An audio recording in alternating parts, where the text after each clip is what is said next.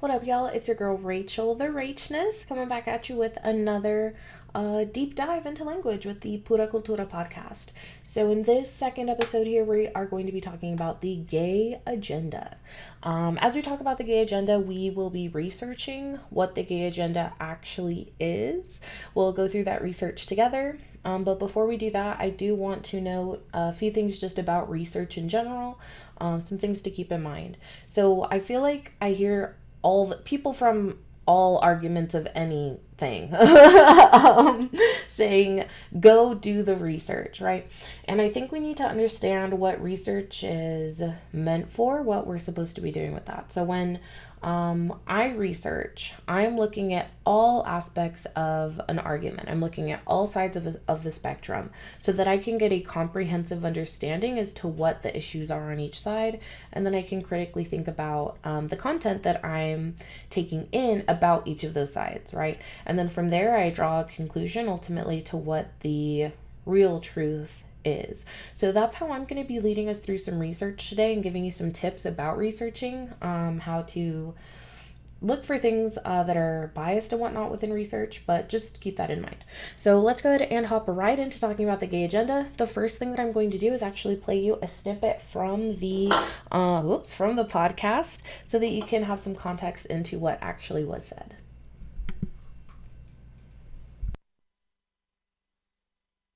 Why people have an opinion, a strong opinion about stuff like this, is because I think that this culture is being so promoted that they feel like what's like a lot of people feel like they're pushing this onto the kids nowadays. Like, what? You're not gay? What's wrong with you? Or like, what? You don't like boys and girls? Like, what's wrong with you? But you could see it other ways, way. You could be like, what? You don't have black friends? What? You're against black people? What? You know what I mean? It's like everything's pro-black today, way. And I'm gonna just talk my shit. That's the same way as saying like, what? You're cool with Black Lives Matter? What? You're cool with black people? But now you guys are against gay people? You know what I mean? I don't think they're against gay people, bro. I think what people are against is people pushing this gay agenda to the kids. Yeah.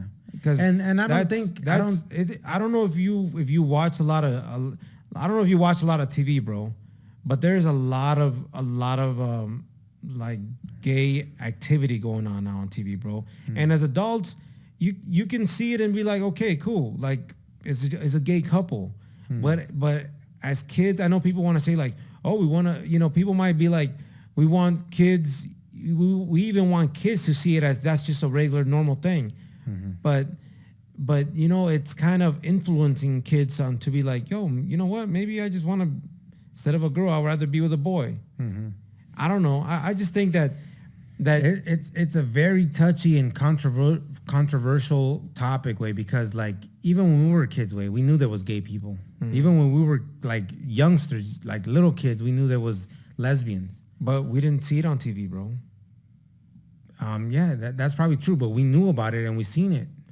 Yeah, we knew about it and we seen it, but I don't think it was being pushed on us like it is being pushed on the kids nowadays. And nowadays you got a lot of like, you got like a lot of gay directors. You got a lot of people trying to be equal about things and putting like gay relationships on TV and stuff, which is, if it's an adult show, then cool. But you see a lot of things being put on prime time, bro. Like honestly, like there's certain shows I don't watch, bro. Like like a lot of people know, like there's a lot of shows I don't watch in front of my kids, bro. Like I don't care if it's, like I said, I don't care if it's a guy with a girl or girl with a girl or guy with a guy. Like I don't put nothing sexual in front of my kids, bro. Right. And I think that's the main thing that people gotta understand. Like don't watch shows about a guy and a girl making out hardcore, or a gay couple making out hardcore, and expect your kids to not see that and that to be retained in their brain. And that's just anything, though. That's just any explicit shit, whether it's Okay, I'm gonna go ahead and pause it there. So that was a good couple minutes talking about the gay agenda. So ultimately what I hear when breaking down this language, right? When thinking critically about what's being said, I hear in this that gayness is being pushed onto children, that they are being, like, this is what I hear is like a fear, like children are being encouraged to be gay. It's kind of like, that's what I'm interpreting from that. I also hear in this, you say that it's almost as if we want kids to see it as normal when it's on TV. To that, I would say yes, because it is normal. As we established in video 1, our sexual orientation, right, talking specifically about gayness, because that's what's covered here. You guys aren't talking really about being transgender, so we won't talk about that so much, but just gayness in general is kind of what it seems like you guys are referring to.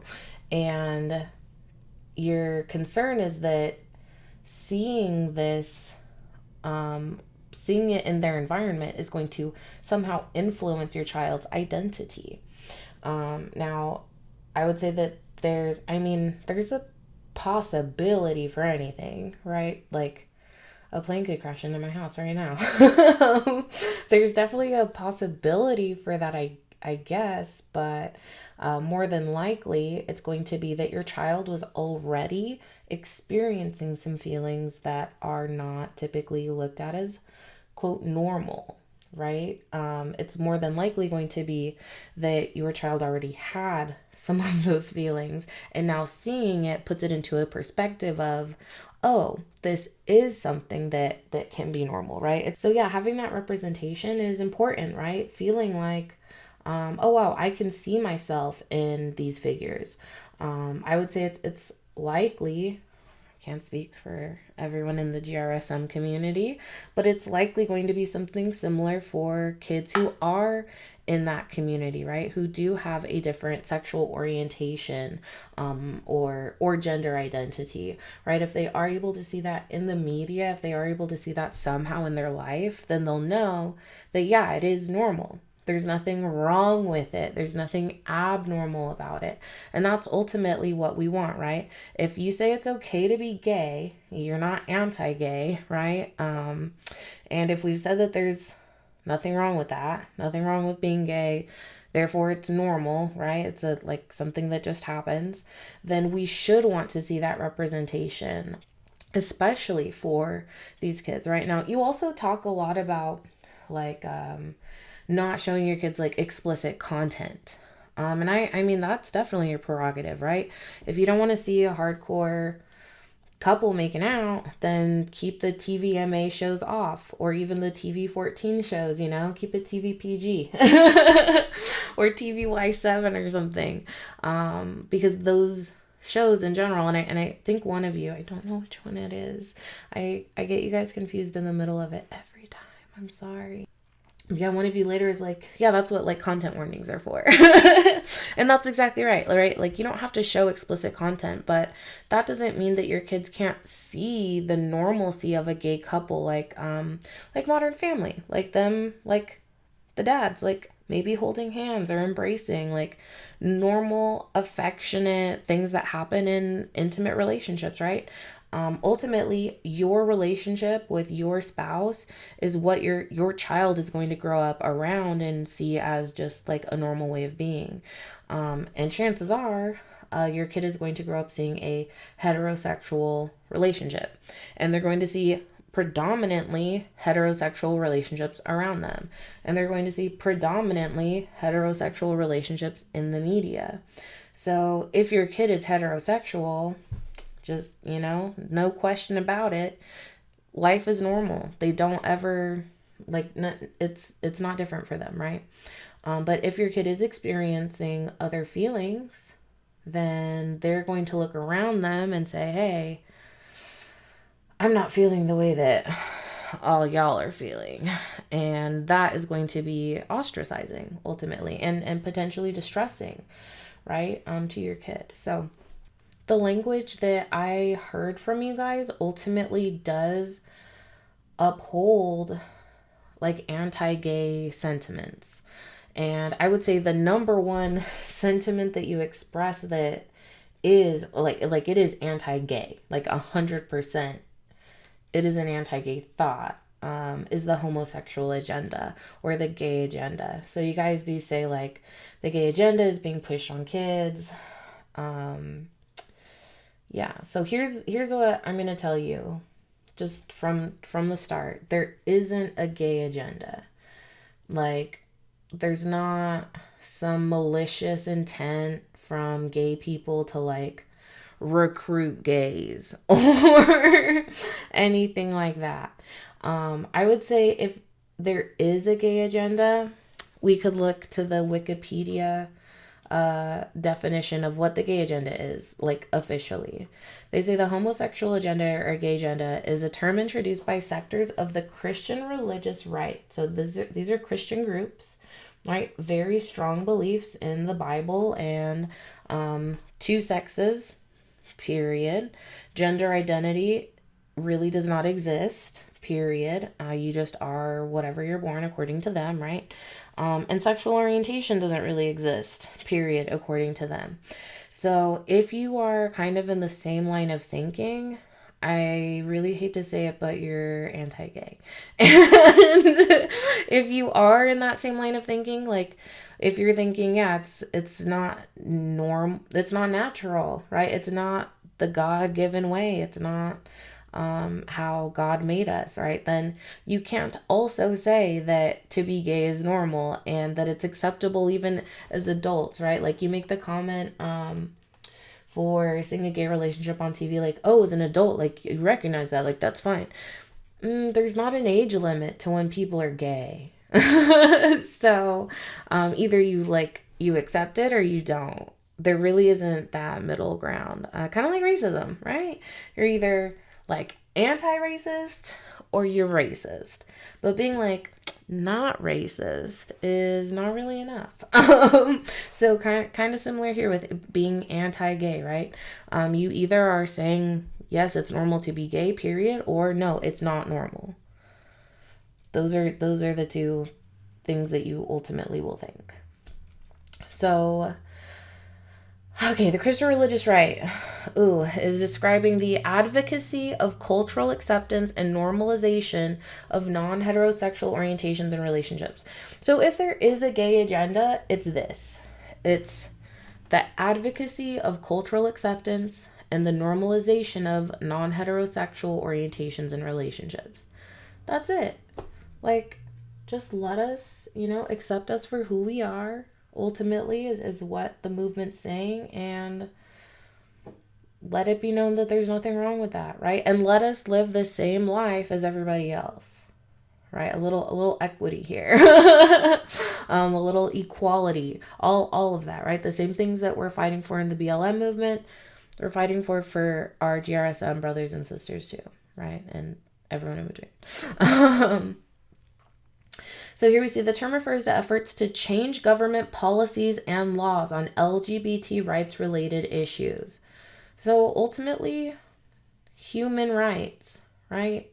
Individuals in the GRSM or the LGBTQ plus community are humans, right? They're just people. They just want to have the same rights as everyone. That's it, right? The right to marry, adopt some kids, have health insurance without being discriminated against. Like, that's all, man. So I would say if that's what they want, right? If that's what we want, if that's what the gay agenda really is, even though it doesn't, like, the gay agenda doesn't exist, but like if there was an agenda, that's all they want, the same rights. And what's wrong with that is my question. Why can't they have the same rights in our country, in the United States of America? That's where I'm based out of. The term refers to efforts to change government policies and laws. So these individuals do not want the GRSM community to have the same rights. That, to me, is anti-gay. So, yeah, if you are spouting stuff about the homosexual agenda, it's kind of anti-gay. It just is anti-gay. Okay, so that is Wikipedia is a good starting point, right? To like get an idea as to what's going on. Now, what I'd like to do is take you into an actual right-wing based website. And we'll take a look at what they say about the gay agenda. We'll take a look at some of the research that's been done. And then I think we'll end it there because, as I've already said, spoiler alert, the gay agenda does not exist. So let's talk about, though, more ways in which the language that's presented, how you can better determine, right, when you are researching, what language is accurate and true versus what is just straight up opinion, right? What is not fact. So let's take a look at this website. We are at the Florida Family Policy Council website. I pulled this up in like a Google search. I Googled the gay agenda and I pulled up this site. So here's the site that they have. They have a bunch of different links to articles and whatnot to talk about the gay agenda. So we'll read a few of these synopses. An advancing LGBTQ movement, what should Christians do? Part of the strength of the LGBTQ movement has been its ability to intimidate and bully its opponents. So I thought this was interesting because in the podcast, sorry, distracted by someone walking by outside. In the podcast, one of y'all says that it's getting to the point where kids are like, oh, what? You're not gay? Like they're getting bullied for not being gay. And I guess anything is possible, right? A plane could come crashing into my house, literally, right this second. Anything is possible. It just seems like an unlikelihood, right? Like maybe there are anecdotes of that happening. I'm not familiar with any, but I can say that there are a larger number for sure of students who are in the GRSM community who are being bullied for who they are. So if you're mad about your kid being bullied for who they are, you should also be mad about all these kids who get bullied for who they are, you know? It just makes sense. Yeah. Okay, so however, part of its success has also been its capacity to warp the truth of God's word. So here we go. God's word is super debatable, right? Like even within Christianity, there's like a bunch of sects of that, and that's SECTS, not SEX. So a lot of different sects of Christianity, right? There's like also Catholicism, and there is Mormonism, and there's all these different things, and all the word is a little different for each of them and interpreted slightly differently. And it's all interpreted slightly differently, including here where we talk about so-called gay theology has become a deceptive siren song that is swiftly capturing hearts and minds within the one bulwark that has remained standing firmly against the movement, the evangelical church. So gay theology basically says that gayness, like GRSM individuals have always existed within humankind, including within the Bible. So here we see another interpretation of God's word, right? So here it's calling this version a deceptive siren song. And I think it's funny because it's like diehard religious people from any denomination are like, what I believe is the 100% absolute truth. But if all of you believe that what you think is the truth, and you guys don't like talk to each other about what really is the truth, then you'll never actually find the truth. You'll just continue to believe whatever you want to believe, which is fine. Believe whatever you want. But don't be oppressive to others, you know? That's douchey, so don't do that. So here we see this group, whatever denomination of Christians they're with, is saying that this other version of Christianity can't possibly be correct, right? It cannot possibly be interpreted that way. So yeah, anti-gay. Moving down. How to respond to the LGBT movement. We're we're going to skip that one. No. This one, actually, we're going to take a look at the paper that's written. So here they talk about the FRC. So this group will recount some of the major claims asserted by the two movements for basically gayness and also being transgender, or being sexual orientation and gender identity, basically, these two arguments. Based on the science and evidence why those claims are inaccurate. So here's what I do want to talk about this. So science and evidence.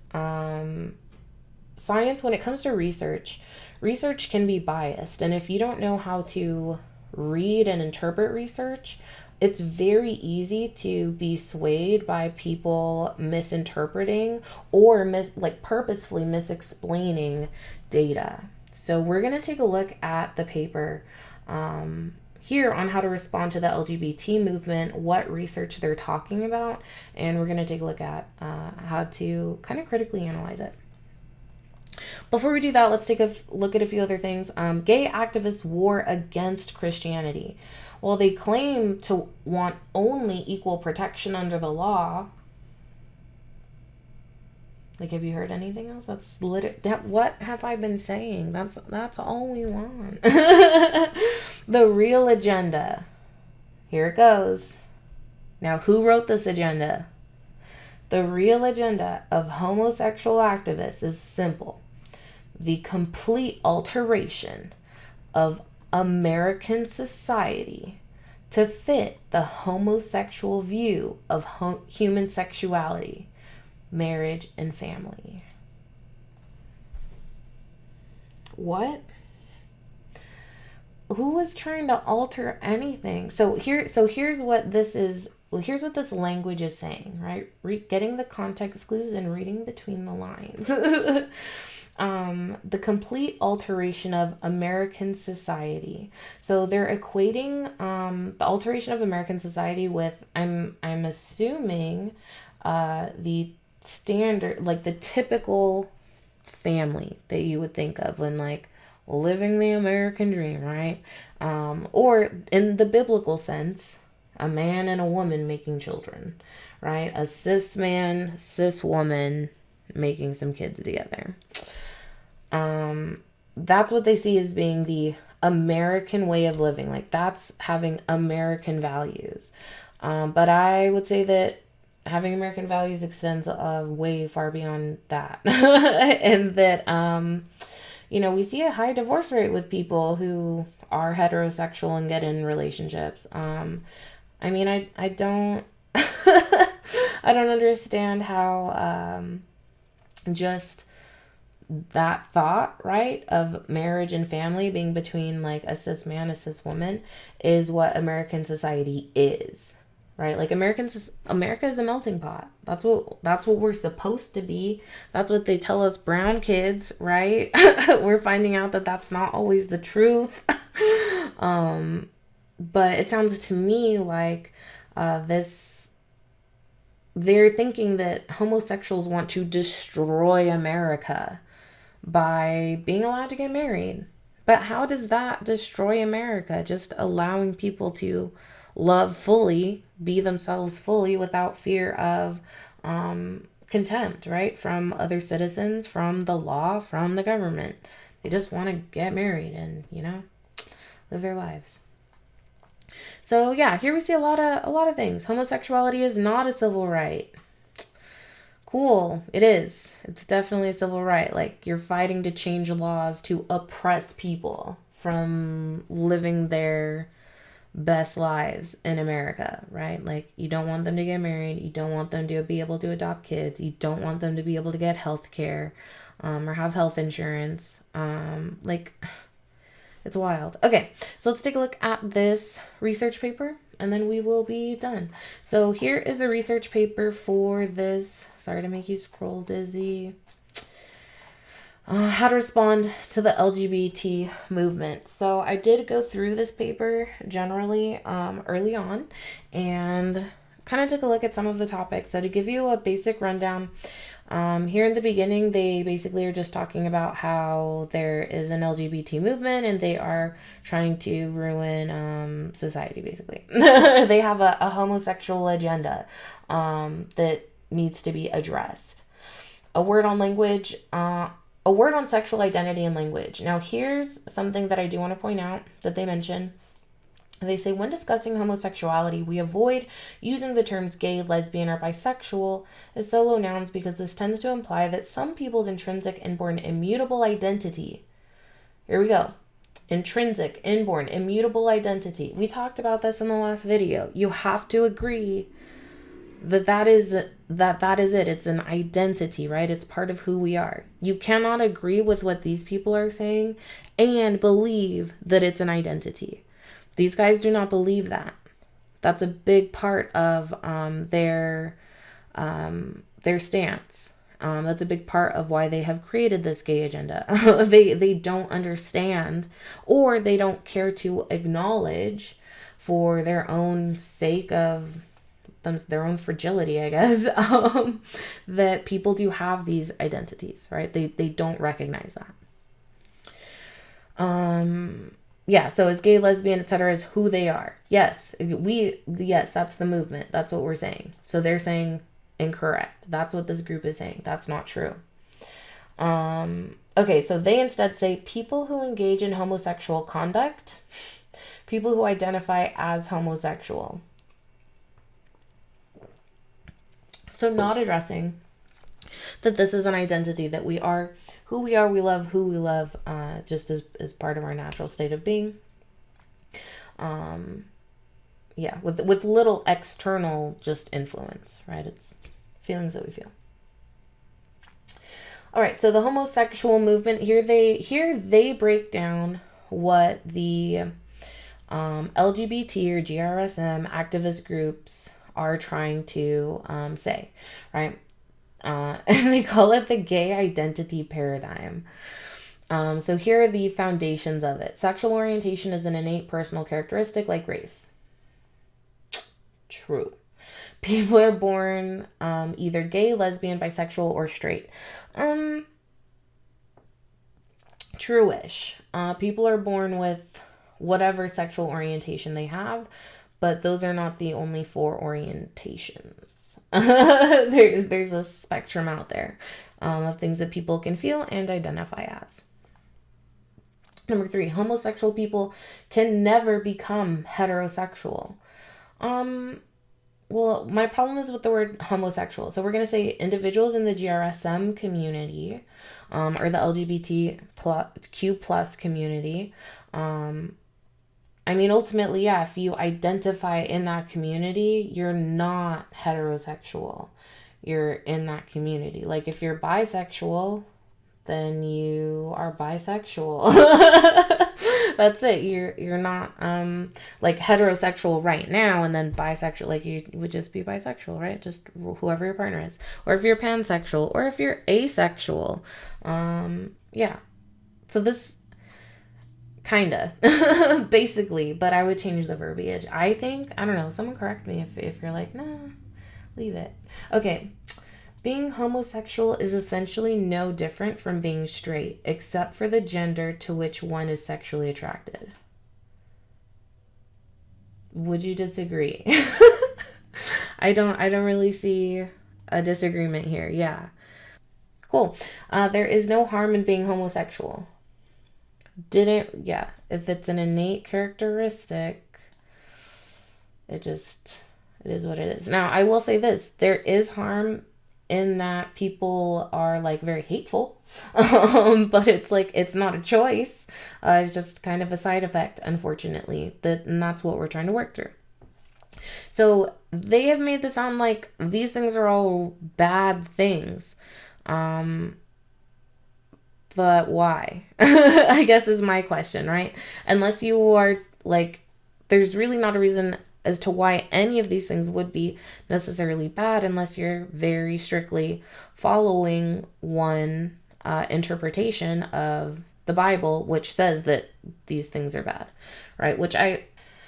Moving on down, here they break down some of their claims, some of the claims from the movement. So sexual orientation is an innate personal characteristic like race. Here they break that down, which their breakdown actually makes no sense. So here's the claim, right?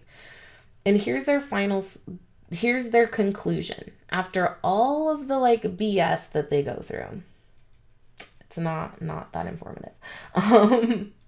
This is their argument. Any meaningful discussion of the topic of homosexuality requires that the 3 elements of sexual orientation be addressed individually. That does not negate this. So they assert that sexual orientation is broken down into 3 parts. Those 3 parts are listed down here if you want to read that on the screen. And they're saying that in order to have a meaningful discussion about this, we need to address all 3 elements. Okay, but that does not discredit this at all. That it's an innate personal characteristic. It still is an innate personal characteristic. It just has, in your opinion, multiple facets to that characteristic. You know? So, yeah, BS. Second one, social conservatives, quote, hate gay people for, quote, who they are. Yeah, we're just going to skip right on through. The third claim that they try to retaliate against or rebut. People are born either straight, gay, lesbian, or bisexual, followed by gay people can never become straight. Therapy to change someone's sexual orientation never works and is always harmful. So this is the one I want to focus on because this one actually does bring up research for the first time, like really tries to bring up research. So here we see, related to the question of origins of same-sex attractions is the question of whether such attractions can change over time or be changed as a result of therapeutic intervention. So as I already said, anything technically is possible, right? I mean, what we typically see is that conversion therapy is more harmful than helpful to the individuals who go through it. However, there is the potential, right, for someone to go through this and say that it was successful for them and be telling the truth. I mean, it's like very unlikely, but for some reason churches continue to push it, right? They continue to push conversion therapy, which we have seen is generally more harmful than helpful to the individuals who go through it. Now, with that said, here they say, the assumption, however, flies in the face of a large body of both empirical and anecdotal evidence. So empirical, let's take a look at what is empirical evidence. The information received by means of the senses, particularly by observation and documentation of patterns and behavior through experimentation.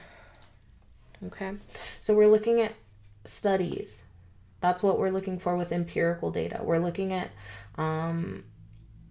actual documented things that have occurred, that have been analyzed, right? That's what our empirical data is, versus anecdotal evidence. It's going to be stories. Anecdotal evidence is evidence from anecdotes collected in a casual or informal manner, relying heavily or entirely on personal testimony. Okay, anecdotal evidence does not qualify as scientific evidence. Okay, its nature prevents it from being investigated by the scientific method. It cannot be properly studied. Okay, that's why anecdotal evidence is very persuasive, right? It often plays to our emotions. Empirical evidence is the facts, is the data that we're looking at. So they're saying here in this paper that there's both empirical and anecdotal evidence going on. There are many psychiatrists, psychologists, counselors, and therapists who have reported success in treating clients for unwanted same-sex attractions. Unwanted. So here's a key word. Who is not wanting it and why? If it's the individual not wanting them, why wouldn't they want to have those feelings, right? Is it maybe because they feel abnormal or ostracized or looked down upon or sinful, right, from the communities around them? Like, we have to look at what's causing those unwanted feelings, right?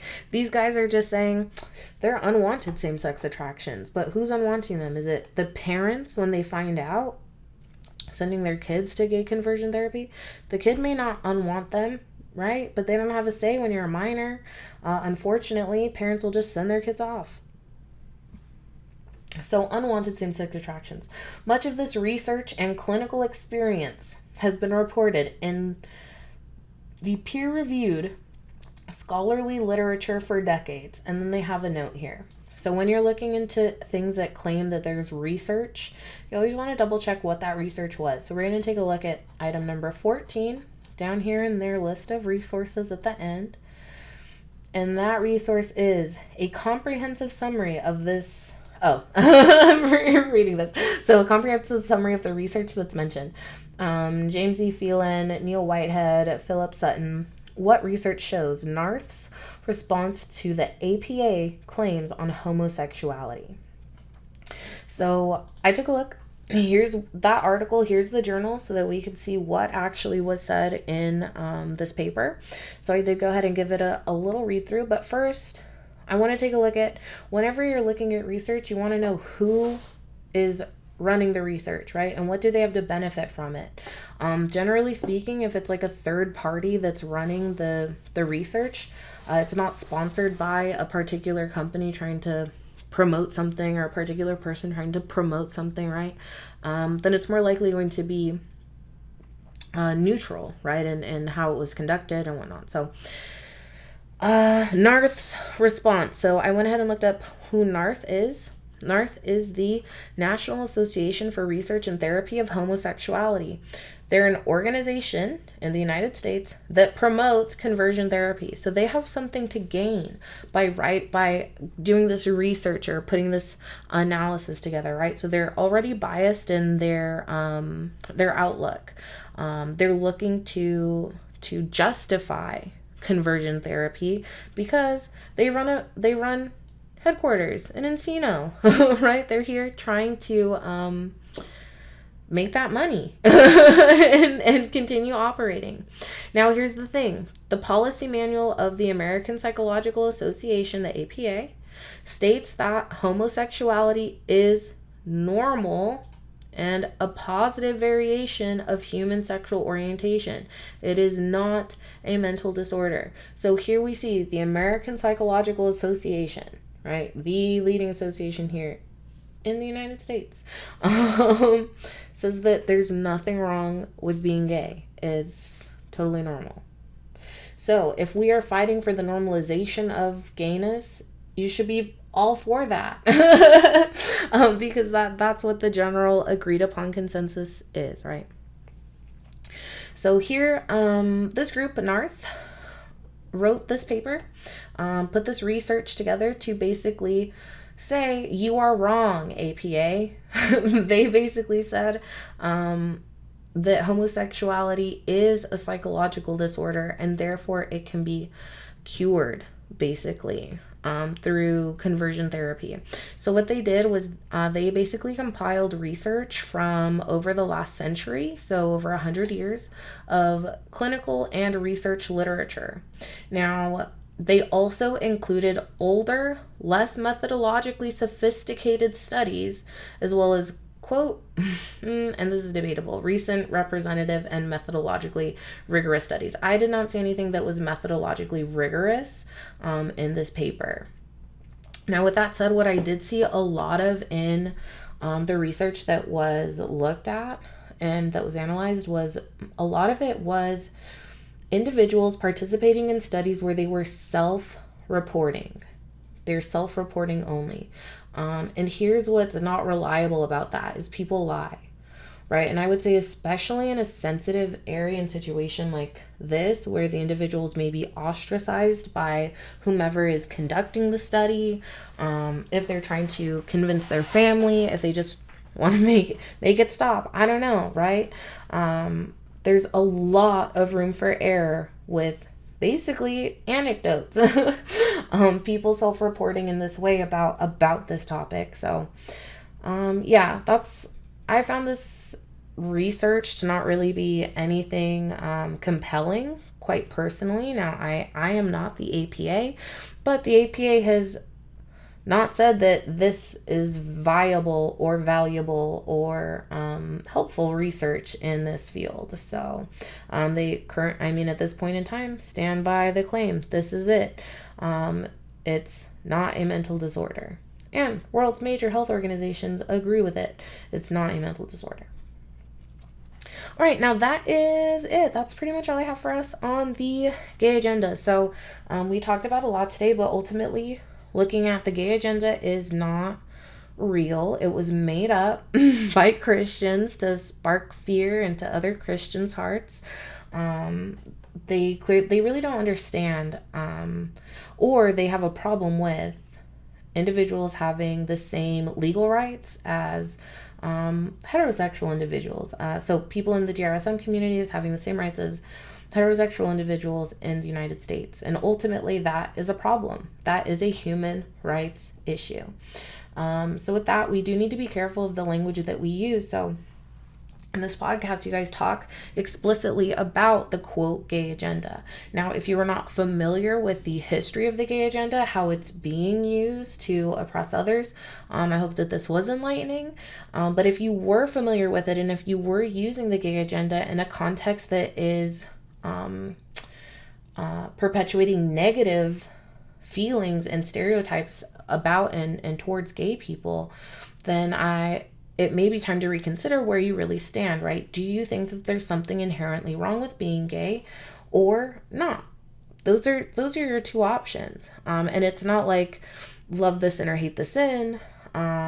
It's love the person for who they are or don't. Those are kind of your only stances there. So with that, I'm going to go ahead and wrap up this video. In the next episode, we will talk a little bit more about kids coming out and representation for kids and whatnot. But yeah, I hope this was helpful. Thank you for watching and cheers, y'all. Bye.